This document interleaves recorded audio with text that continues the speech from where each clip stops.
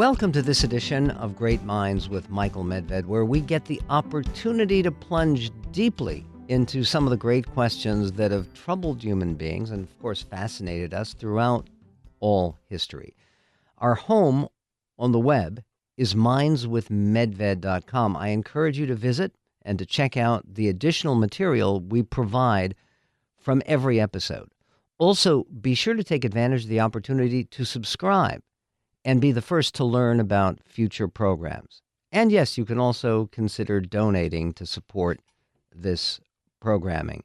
And no question is greater or more ultimate than the question of the origins of intelligent life.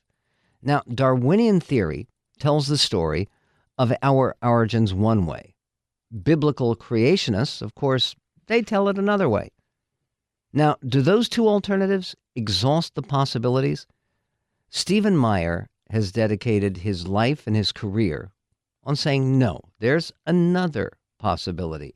Steve is trained in philosophy of science at Cambridge University. Dr. Meyer also directs the Discovery Institute Center for Science and Culture, which makes this show possible. He's both a good friend and a true leader in the intelligent design movement, which challenges orthodox evolutionary thinking. Steve, your first book, Signature in the Cell, was all about how life came into existence from inanimate matter. Your next book, about Darwin's Doubt, is about how intelligent life evolved out of much lower forms of life.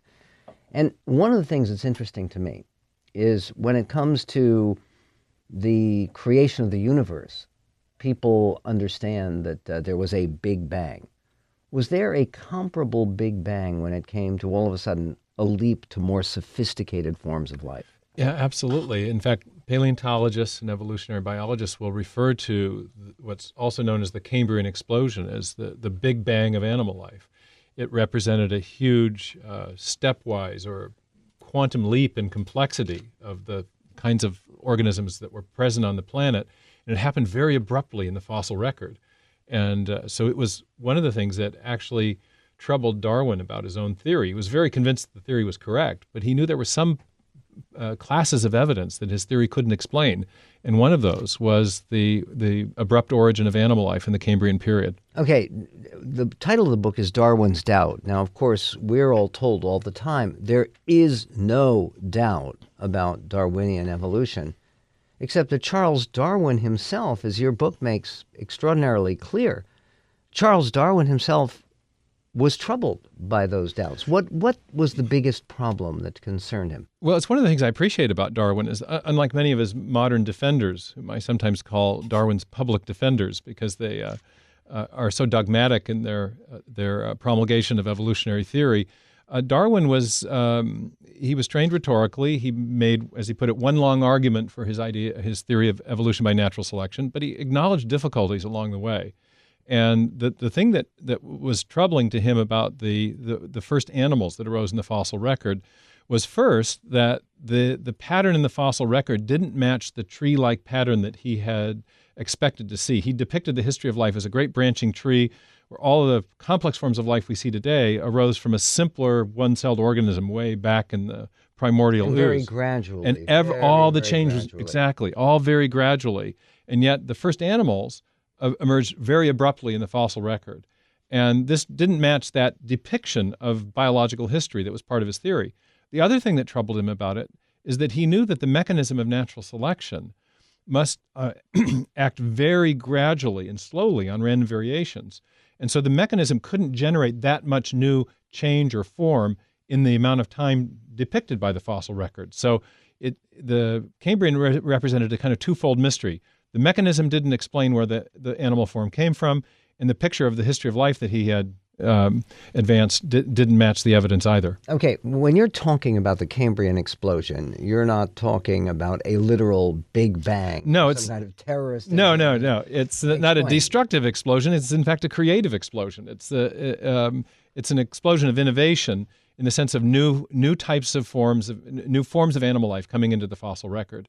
Darwin knew about the Cambrian explosion from a few iconic forms of life that we would recognize probably like trilobites and a bivalve called brachiopods. What is a trilobite? A trilobite is an arthropod, meaning it has a hard exoskeleton with compound eyes, 3 separate lobes of its body. I've got a picture of it on the front, picture of a nice fossil on the front cover of Darwin's Doubt. So main point here is that Darwin knew about the Cambrian from a few well-known forms in the 19th century. He expected that future fossil finds would fill in the missing ancestral forms in those lower Precambrian layers, so that the gaps and the abrupt appearance would dissolve with future discoveries. What's happened defied his expectations as we've learned about new forms of animal life, or as we've discovered new Cambrian finds around the world. We've discovered many more forms of animal life than even Darwin knew. And each of those have in turn lacked ancestral precursors in the lower strata. So the explosion, from our point of view, has gotten progressively more explosive with each new fossil find. Okay, there are 2 problems as I read your book from this fossil record. One, of course, is that there's not enough time for all of this animal life to, boom, all of a sudden evolve from the same origins. And the other is the incredible number, the number of different kinds of animal forms that seem to have arrived on planet Earth relatively simultaneously. Yeah, it depends on how you classify things, but the largest division in biological classification of animal life is called the phyla. And there have been about 36, 3 dozen or so known phyla throughout the history of the planet. Each phylum would correspond to a unique body plan, where a body plan would be a unique arrangements of body parts and tissues, a kind of body architecture. So roughly 36 fundamental designs. And about 26, 27 of those come into the fossil record by the Cambrian, 3 or so beforehand. So you're looking at about 2/3 of all the animal forms that have ever existed on life or on Earth arise abruptly in that Cambrian period. Steve, I know that a lot of this information that you're talking about the Cambrian explosion, is based upon a particular site in British Columbia, the Burgess Shale. And you actually visited that site, and that was an emotional moment for you. You write about that. Well, I took a group of geologists and geophysicists and marine paleobiologists and scientists up to the top of the Burgess Shale. I didn't take them. We were escorted by an official guide. Describe the scene. Yeah. So we get to the top. We've got two young boys with us who are really into this topic. And our guide is an ardent Darwinian. And he's giving us the party line all the way up. And we're, all of us, proponents of intelligent design, and some very good scientists in the group, but we're looking at each other mainly trying to say, we've just come to see the fossils. We don't want to have the uncomfortable argument. So we get to the top, and the guide says, well, he explains to everyone that Darwin would feel vindicated by these fossils. One of the young men on the trip, 14 years old, his voice was just at that point where it cracks easily. He says, "What?" he shrieks. "Vindicated by the abrupt appearance of over 24 new animal body plans in a short window of 5 to 10 million years of geological history? What are you saying?" And he just exclaims this, with no filters. And of course, then the guide reacts, and the two of them are in deep conversation immediately as we're walking down and within about 5 minutes, this teenage boy is looking over to me like he's in way over his head. He started this argument that he doesn't know how to finish. So anyway, I ended up joining the conversation. The guide and I talked. It was a long hike, 7 miles down, and we probably talked for 2.5 hours on the way down. It was a terrific conversation. He knew something about who we were, but he didn't really know what the theory of intelligent design was about. And as I explained the logic and the rationale of the case we're making, especially the case from the need for information to build these new animal forms, and what we know about information always arising from an intelligent source, at the bottom of the hill, he said, it got under my skin at first to realize that you guys were on this hike with me, but he said, I'm actually, there's something kind of hopeful about what you're saying, because I love science, but I'm also disturbed by its nihilistic implications, that all we have are these molecules in motion, and that all of the processes that produced everything are unguided and mindless and materialistic. And it gives me hope that maybe there's something beyond this. And so I'd like to know more about your theory of intelligent design, he said. Other than the guide, for the Richard Dawkins of this world, or the Stephen Jay Goulds, or the other devoted, ardent Darwinians, uh, what do they say? How do they explain? How do they answer Darwin's doubt? Well, there have been claims that the missing ancestral fossils are the result of either inadequate preservation or inadequate sampling. We haven't looked hard enough.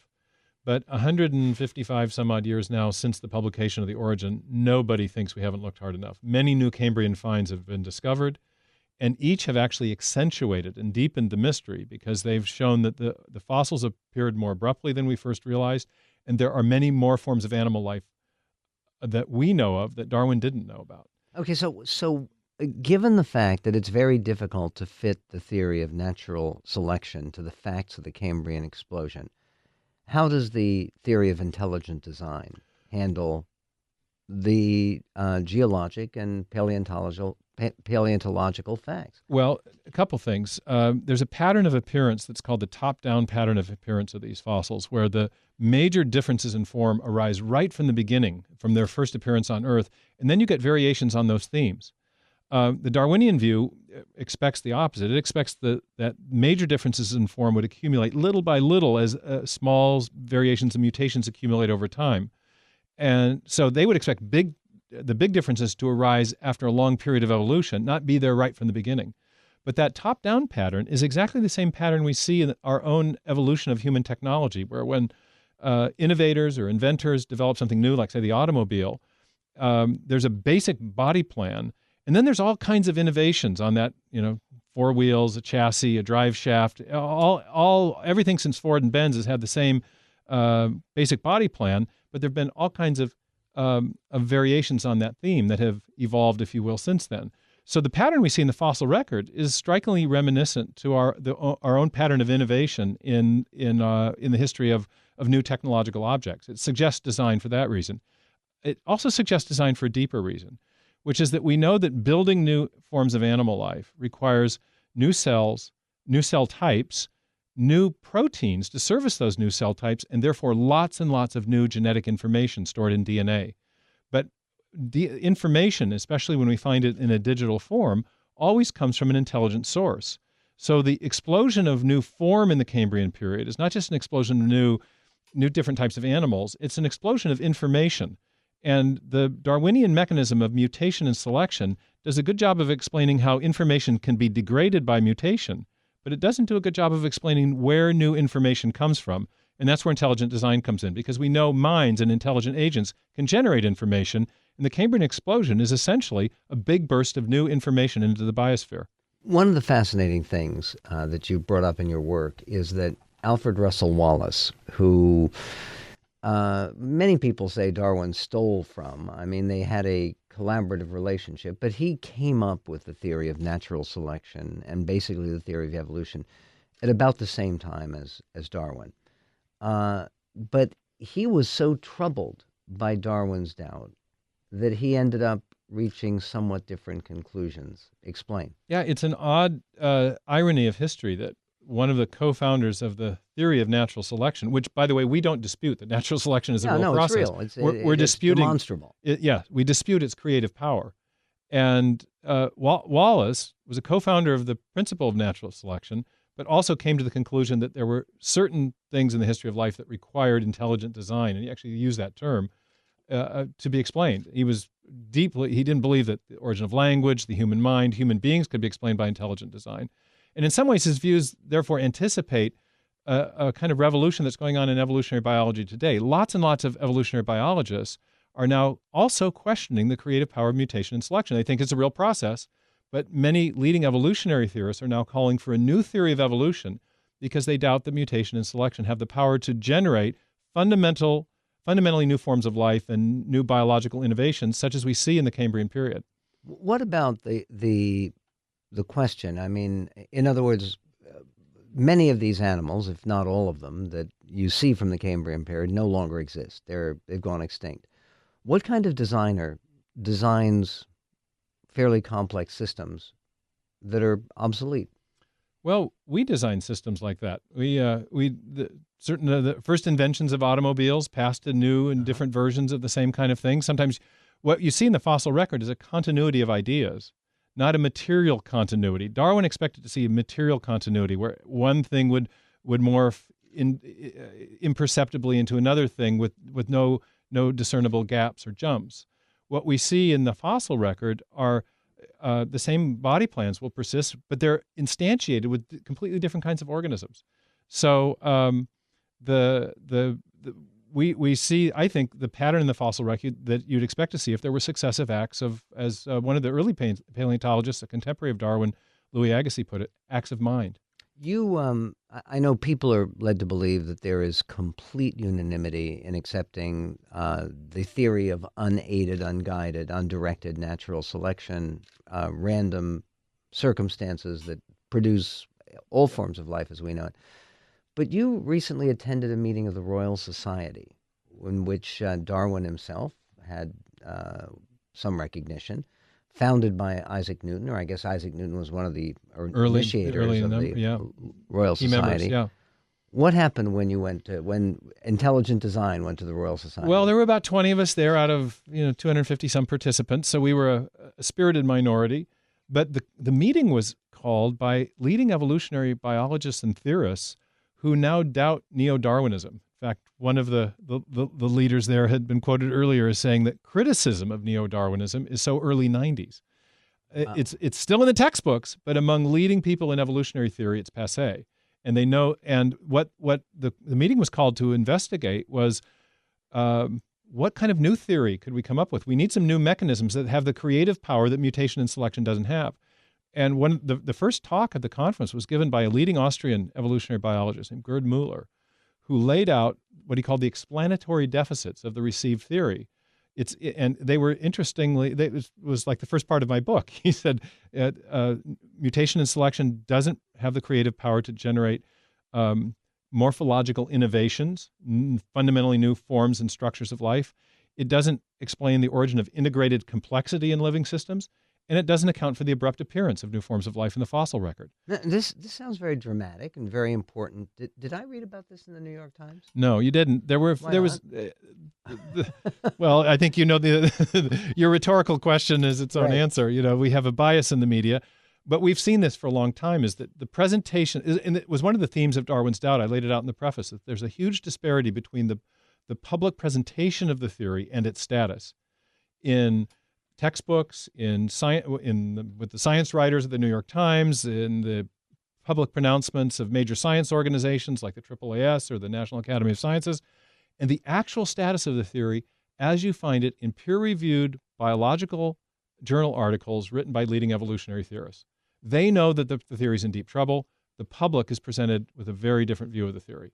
Okay, in terms of an intelligent design perspective, explaining the Big Bang of the Cambrian explosion, all of these animal life forms appearing much more quickly and much more simultaneously than one would expect. How does intelligent design explain that mechanism? Well, a couple different ways. There's different features of the Cambrian that are indicative of the acts of intelligence. One is the abrupt appearance. We can alter arrangements of parts and come up with novel technological systems that don't have material antecedents. That's one of the things that we can do. So that's one thing we see in the fossil record. The other more fundamental thing, again, is this question of the origin of the information needed to build these forms of life. And to get people to understand what ID is about, what intelligent design is about, it's sometimes helpful to explain the methods of reasoning that historical scientists use. The great geologist Charles Lyell said that when we're trying to reconstruct events in the remote past, we should be looking for causes now in operation, causes that we know are capable of producing the key effects in question. Well, the key effect in question with the Cambrian explosion is the origin of the information needed to build the new animals. This is part of the DNA revolution. We know we need information. So what is the cause now in operation that generates large amounts of digital code, digital information? Well, in my book, I show that there's really only one, and it is mind or intelligence. So this isn't an unscientific or religious idea. This is an inference from biological evidence based on our knowledge of cause and effect, which is, as Lyell and Darwin and the great pioneers of historical scientific reasoning show that this is the key thing we should be looking for, a cause that's known to be capable of explaining the effect in question. Well, the one thing that we know that can generate lots of code and generate new form quickly is an intelligent agent. And you can become an intelligent agent, too, by following further discussion about the origins of intelligent animal life and much more on Great Minds with Medved. Thank you for joining us, Stephen Meyer, and thank you for listening and participating. And if you want to find more information about Steve's best-selling book, and it was a genuine New York Times bestseller, Darwin's Doubt, you can go to our website, our internet home, which is mindswithmedved.com. You can also subscribe to this series of programs via iTunes as well. And please do subscribe so that you get information on future programs when they become available, and so that you can donate to keep this important programming coming at you. Don't forget to subscribe, and look forward to your joining us next time for Great Minds with Michael Medved.